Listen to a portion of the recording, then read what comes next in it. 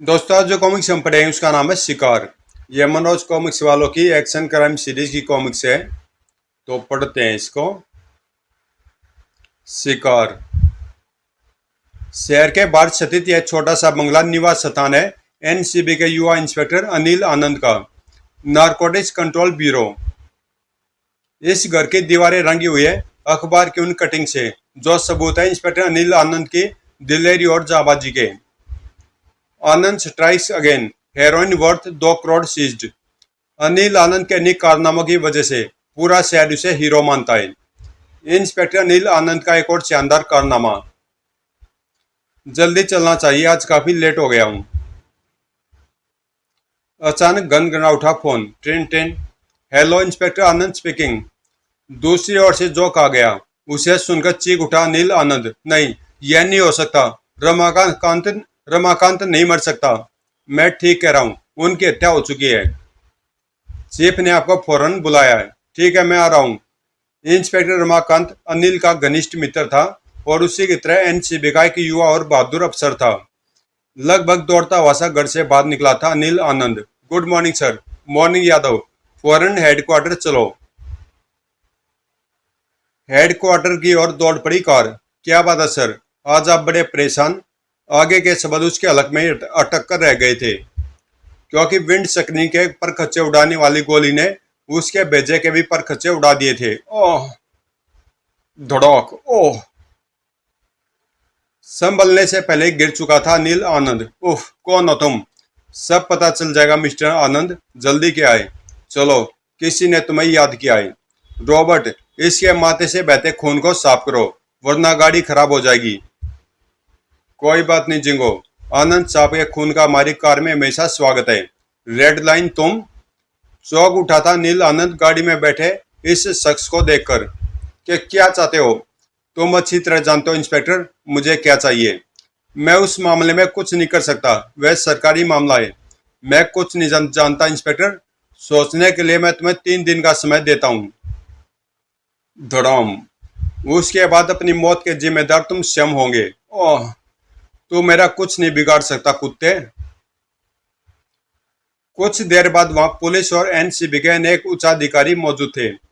भगवान का लाख लाख शुक्र है तुम जिंदा हो नील। मुझे तो डर था कि कहीं रमाकांत की तरह वह तुम्हारी भी जान न ले ले। मैं इतने आसानी से मरने वाला नहीं हूँ सर। आप मुझे यह बताइए, रमाकांत की मौत कैसे हुई? यह थे सदाशिव सासरे, एनसीबी के रीजनल डायरेक्टर।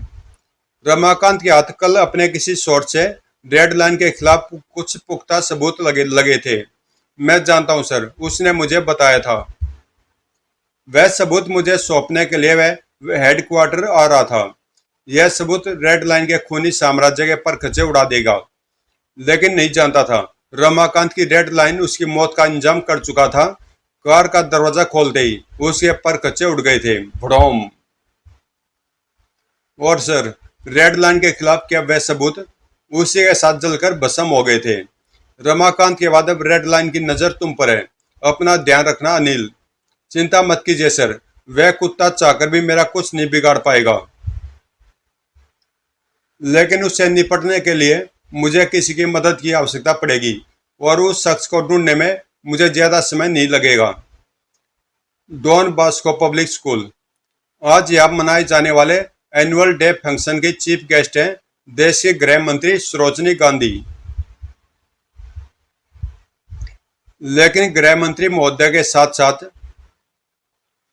उनकी मौत भी वहां पहुंच चुकी थी, यह कोई नहीं जानता था। यही सबसे अच्छा मौका मेरे काम करने का। अब गृह मंत्री महोदय का स्वागत करेंगे हमारे स्कूल के प्रिंसिपल मिस्टर रमेश भटनागर। तेजी से मंच पर पहुंचा वह शख्स। मैं भी आपका स्वागत करना चाहता हूं मैडम, लेकिन मेरे स्वागत करने का ढंग। ओह! अप्रत्याशित रूप से उस व्यक्ति ने तलवार गृह मंत्री महोदय के सीने पर टिका दी। तैयार हो जाओ मरने के लिए। गृह मंत्री महोदय की गर्दन काटने के लिए उठी वह तलवार। नीचे ने आ सकी। तेरे सपने कभी पूरे नहीं होंगे। धड़क। और उसका सबूत है ये। ओह! तभी सामने बैठे 2 व्यक्ति और उठे और रिवॉल्वरें निकालकर उधर फायर झोंक दिए। धोएं धोएं। और भी हैं। उफ ओह, उनसे भी निपटना होगा।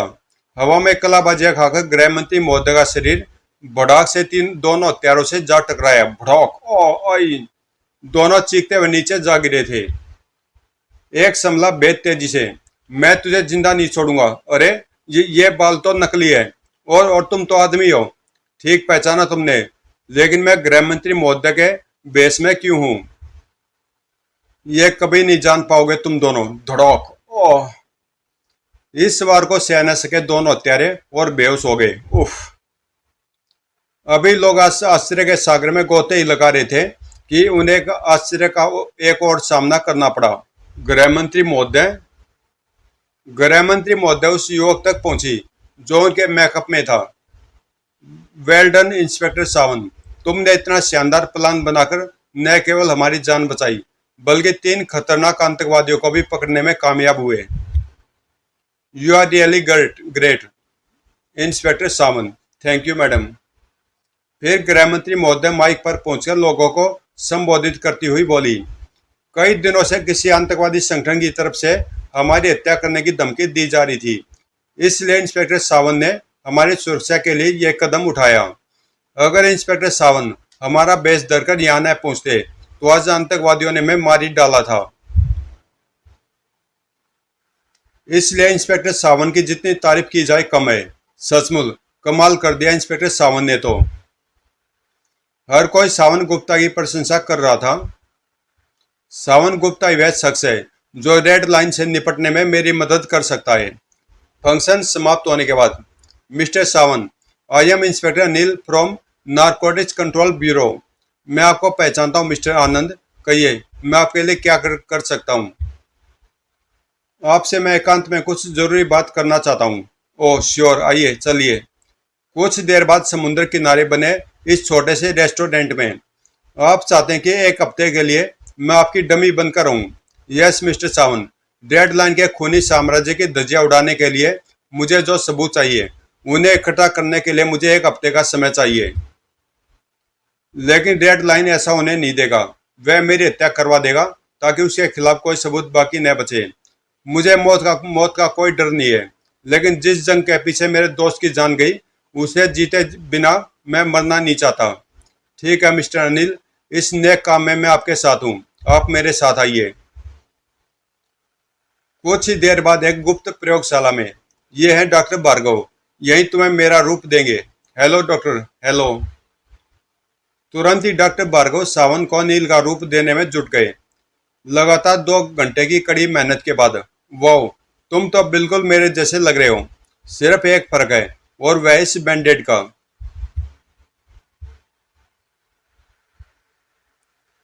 कुछ ही पल बाद उस कमरे में दो अनिल आनंद खड़े थे। आज से मैं अनिल आनंद हूँ, और जब तक आपका काम नहीं हो जाता मेरा बॉडीगार्ड शेर खान आपके साथ रहेगा ताकि आप पर कोई आंच न आए। ओके मिस्टर सावन। अनिल आनंद का रूप धरे सावन रवाना हो गया उसके ऑफिस की ओर। अनिल आनंद ने मुझे अपना डुप्लीकेट तो बना दिया, लेकिन क्या वह अपने उद्देश्य में सफल हो पाएगा? गहरी सोच में डूबा हुआ था इंस्पेक्टर सावन। वरना वह वैसा ही महसूस कर लेता कि काफी देर से एक काली कार उसका पीछा कर रही है। क्यों लगी थी यह कार इंस्पेक्टर सावन के पीछे? इधर असली अनिल आनंद शेर खान के साथ पहुंच चुका था एक सुनसान बंगले तक। यह बंगला गुप्त रूप से किराए पर लिया है मैंने, अब मैं यहीं रहूंगा। आप अंदर चलिए, मैं गाड़ी में सामान लेकर आता हूँ। ठीक है।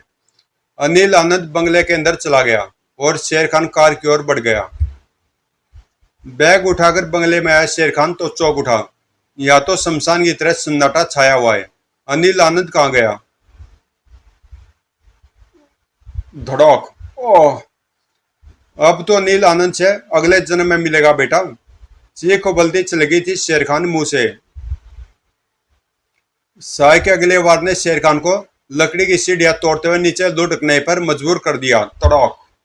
ओह कड़ाक। जमीन छूने से पहले बेहोश हो चुका था शेर खान। इधर इंस्पेक्टर सावन भी एक बहुत बड़े संकट में फंसने जा रहा था। उसने कार रोक दी। उसे बिल्डिंग में प्रवेश करने से पहले ही दबोचना होगा। इंस्पेक्टर सावन के बाद निकलने की प्रतीक्षा सिर्फ ये लोग ही नहीं, कोई और भी कर रहा था। सिर्फ एक गोली काफी होगी उसका भेजा उड़ाने के लिए। उसने अपनी आंख गन के टेलीस्कोपिक लेंस पर लगा दी, जिसमें नजर आ रहा था उसका टारगेट। अब वह एकदम मेरे निशाने पर है। सिर्फ ट्रिगर पर दबाने की देर है। फिर ट्रिगर पर उससे उंगलियों का दबाव बढ़ने लगा, लेकिन इससे पहले कि वह ट्रिगर दबा पाता, डैम इट, अनिल आनंद की कार से टकराकर हवा में और ऊपर उछली वह कार। भड़ोम। ओह। और फिर एक तेज धमाके के साथ उसके पर कच्चे हवा में लहरा उठे। धड़ोम। कुछ समझने से पहले ही कुछ समझने से पहले ही जकड़ा जा चुका था इंस्पेक्टर सावन। चुपचाप मेरे साथ चलो मिस्टर अनिल, हमारे बॉस ने तुम्हें दावत पर बुलाया है। निमंत्रण के लिए शुक्रिया, लेकिन आज मेरा व्रत है। हम तुम्हें लेने आए हैं और लेकर ही जाएंगे मिस्टर अनिल, चाहे तुम्हें स्ट्रेचर पर ही क्यों न ले जाना पड़े। यह गुस्सा इसे कुछ समय तक बेहोश रखेगा। धड़क। ओह। इंस्पेक्टर सावन के बेहोश शरीर को उठाकर कार में ठूसा उन्होंने और रवाना हो गए वहां से। डैम इट, जाने कहां से आकर इन लोगों ने मेरे काम में अड़चन डाल दी। लेकिन मेरा काम तो वे भी कर देंगे, क्योंकि मैं अच्छी तरह जानता हूं कि उसे कहां उठाकर ले गए हैं वो।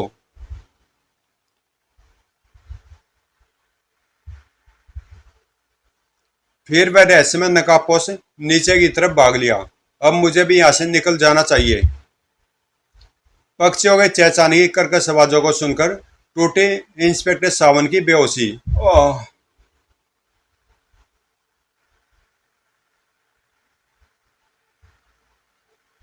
Welcome mister Anand, welcome to the world of red line. तो यह है रेड लाइन। तुम मुझे यहाँ क्यों लाए हो? यह तो मुझसे पूछ रहा रामजादे।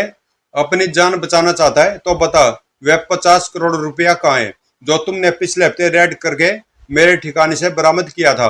कौन सा रुपया? मैं कुछ नहीं जानता। कोई बात नहीं, अभी सब जान जाओगे। जिंगो, इसे याद दिलाओ उन रुपयों के बारे में। Yes boss. आगे बढ़ा जिंगो और टूट पड़ा सावन पर। धड़क। ओह। जिंगो के सामने पत्थरों को भी बोलने के लिए मजबूर होना पड़ता है अनिल आनंद। इंस्पेक्टर सावन को भयानक यातनाएं दे रहा था जिंगो। धौड़। उफ। धड़क। ओह। बोलो अनिल आनंद, बोलो। उस गद्दार अनिल आनंद ने कितनी खूबसूरत चाल चलकर मुझे यहाँ फंसा दिया है। अब तो जान बचाने का एक ही रास्ता है। कौन सा रास्ता था जो इंस्पेक्टर सावन ने बचाने के लिए सोचा था? कौन सा रास्ता था जो इंस्पेक्टर सावन ने बचने के लिए सोचा था? उधर पीड़ा के भंवर में गोते लगा रहा था शेर खान। या अल्लाह, मुझे यहाँ से बाहर निकलने की ताकत अदा कर। ओह। इंच इंच करके आगे बढ़ रहा था शेर खान। आखिर अपने प्रयत्न में वह सफल हो ही गया। ओह, दरवाजे तक तो आ पहुंचा हूं मैं। अब इसे खोलना मेरे बाएं हाथ का काम है। अपनी ताकत के बल पर शेर खान अपने सिर पर आए संकट से बाहर निकल चुका था, जबकि इंस्पेक्टर सावन अपने दिमाग के बल पर संकट से बाहर निकलने ही वाला था। बोल, कहाँ है रुपया? बताता हूं मैंने सारा रुपया एक गुप्त जगह छिपा रखा है। मैं तुम्हें उस गुप्त जगह का नक्शा बनाकर दे सकता हूँ। एक कागज और पेन लाकर दो रॉबर्ट। Yes boss. ये लो पेन और कागज, यही मौका है जान बचाने का। धड़ाक। और इसे गंवाना ठीक नहीं। धोए। ओह। किसी को संभलने का मौका ही नहीं दिया उसने। कड़ाक। चीख उठा रेड लाइन उसे भागता देखकर। खत्म कर डालो उसे, वह यहां से निकलकर नहीं जाना चाहिए। तो गोलियों की बौछार से बचने के लिए ड्रमों के पीछे जा पहुंचा सावन और कांप उठा। ओ नो, यह तो पेट्रोल से भरे ड्रम है। यदि इनसे एक भी गोली लगी तो मेरे पर कच्चे उड़ जाएंगे। मुझे यहां से निकलना होगा।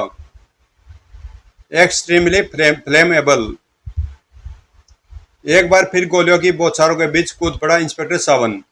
पानी में कूदकर बचा जा सकता है इनसे। चीते की सी तेजी से भागा इंस्पेक्टर सावन।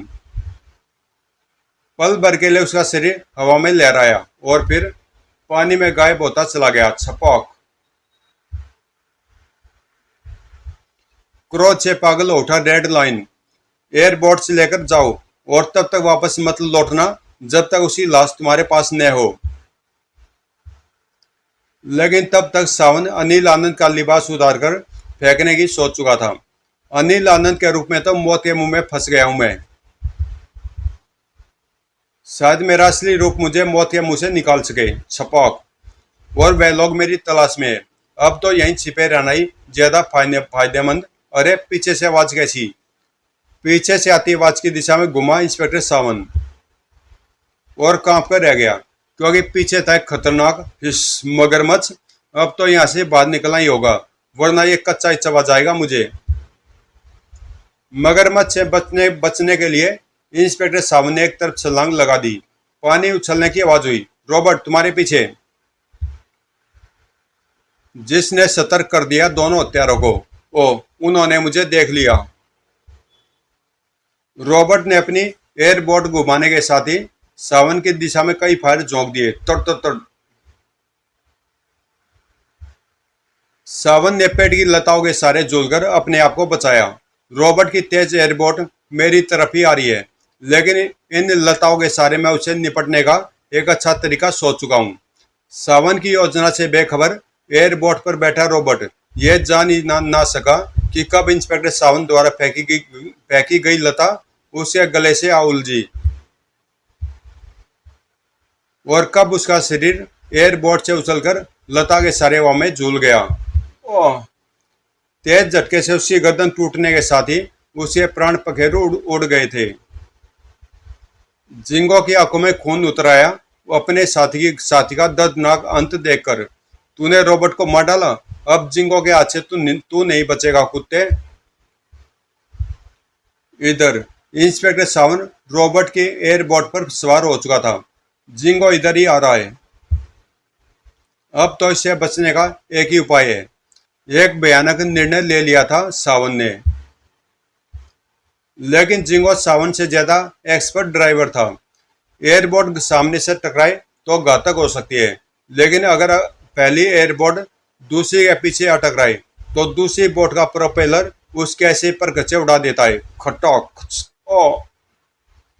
सावन के एयरबोट के परखचे उड़ गए थे, लेकिन उसने अपने आप को एक लंबी छलांग लगाकर बचा लिया था। उफ! अभी संभल कर खड़ा भी नहीं हुआ था इंस्पेक्टर सावन कि जिंगो ने उसे हाथ दबोचा। मेरी एयरबोट से तो बच गया तू, लेकिन मुझसे कैसे बचेगा नील? ओह! चौंक उठा था जिंगो सावन को देखकर। कौन हो तुम? अनिल आनंद कहाँ है? खैर, तुम जो कोई भी हो, जरूर कोई खतरनाक आदमी हो, तुम्हें जीवित नहीं छोड़ सकता मैं। मरने के लिए तैयार हो जाओ। जिंगो गन का ट्रिगर दबा पाता उससे पहले ही सावन ने उस पर एक शक्तिशाली वार कर दिया। मुझे मारना इतना आसान नहीं है कुत्ते। जिंगो का शरीर लहराया एयरबोट के प्रोपेलर की तरफ। अगले पल जिंगो की चीख से गूंज उठा पूरा वातावरण। बिजली की सी गति से घूमते प्रोपेलर से टकराकर हजारों टुकड़ों में बट गया था उसका शरीर। ओह! प्रोपेलर के पंखों की सहायता से उछला जिंगो का खून दूर दूर की धरती को लाल करता चला गया। इधर रेड लाइन की परेशानी पल प्रतिपल बढ़ती जा रही थी। देखो कौन है सर, एक बोट वापस आ रही है सर, कुछ साफ दिखाई नहीं दे रहा और पास आने दो। एयरबोट से आने वाला ना जिंगो था ना रॉबर्ट, वह तो था इंस्पेक्टर सावन। रेड लाइन, इस देश के हजारों नौजवान की मौत का जिम्मेदार है तू। बॉस, वह तो कोई और है, शूट हिम। मैं जानता हूं कानून तेरा कुछ नहीं बिगाड़ सकता, लेकिन आज तुझे तेरे गुनाहों की सजा मिलकर रहेगी। भागो! और अगले पल एक भीषण गगनभेदी धमाका गूंज उठा। भड़ोम! ओए! इसी अंजाम के हकदार थे रेड लाइन और उसके साथी। फिर सावन वापस लौट पड़ा। एक अपराधी तो खत्म हुआ, लेकिन अभी एक अपराधी से और निपटना है मुझे। इधर शहर में न जाने कहाँ 50 करोड़ रुपया इस गाड़ी में भर लिया मैंने। इसे लेकर मैं आज ही इस शहर से दूर चला जाऊंगा। सॉरी नील आनंद साहब, अब आप ऐसा नहीं कर सकते, क्योंकि मैं आपको ऐसा नहीं करने दूंगा। इंस्पेक्टर सावंत, तो तुम जिंदा हो, लेकिन तुम यहाँ पहुंचे कैसे? इस ट्रांसमीटर की मदद से, जिसका संबंध आपकी जेब में पड़े उस माइक्रो बग से है, जिसे शेर खान ने बेहोश होने से पहले आपकी जेब में डाल दिया था। दाद देनी होगी तुम्हारे दिमाग की। 50 करोड़ की अपार दौलत हड़पने के लिए तुमने प्लान बहुत अच्छा बनाया था नील। अपने सहयोगी रमाकांत की कार में बम रखकर उसकी हत्या कर दी, इसलिए कि वह जान चुका था कि तुमने किस तरह वह रुपये हड़प कर लिया है। अपने सहयोगी से निपटने के बाद तुमने रेड लाइन के प्रकोप से बचने के लिए अपने आप को मारना चाहा, और उसके लिए तुमने चुना मुझे। अपनी मौत का डर दिखाकर तुमने मुझे अपना रूप धरने के लिए तैयार किया। ऐसा तुमने इसलिए किया क्योंकि तुमने पहले ही सोच रखा था कि मेरे रूप में तुम मेरी हत्या कर दोगे। तब सारी दुनिया और रेड लाइन यही समझेगा कि किसी ने तुम्हारी, यानी अनिल आनंद साहब की हत्या कर दी। ऐसा हो जाने के बाद तुम आराम से 50 करोड़ रुपया लेकर इस देश से भाग जाते। तुम्हारा प्लान सफल भी हो जाता, अगर ऐन वक्त पर रेड लाइन के आदमी मुझे अगवा करके ना ले जाते। खैर, वो कहानी अब खत्म होगी। अब तो स्थिति यह है कि मैं तुम्हें इन 50 करोड़ रुपयों के साथ आईजी साहब के सामने पेश करूंगा और तुम्हारी सारी पोल खोल दूंगा। मैं अपनी हार स्वीकार करता हूं, इंस्पेक्टर सावंत। तो दोस्तों, देखा आपने, मुजरिम कितना भी चालाक हो, कानून के शिकंजे से नहीं बच सकता। समाप्त। तो दोस्तों, कॉमिक्स यहीं पे समाप्त होती है, और हो सकता है कहानियों में मुजरिम कानून से ना बच सकता हो, लेकिन रियल में तो जो मुजरिम होते हैं पैसे लेके भाग जाते हैं दूसरे देश में। तो खैर कोई नहीं, मिलते हैं किसी अगली कॉमिक्स में।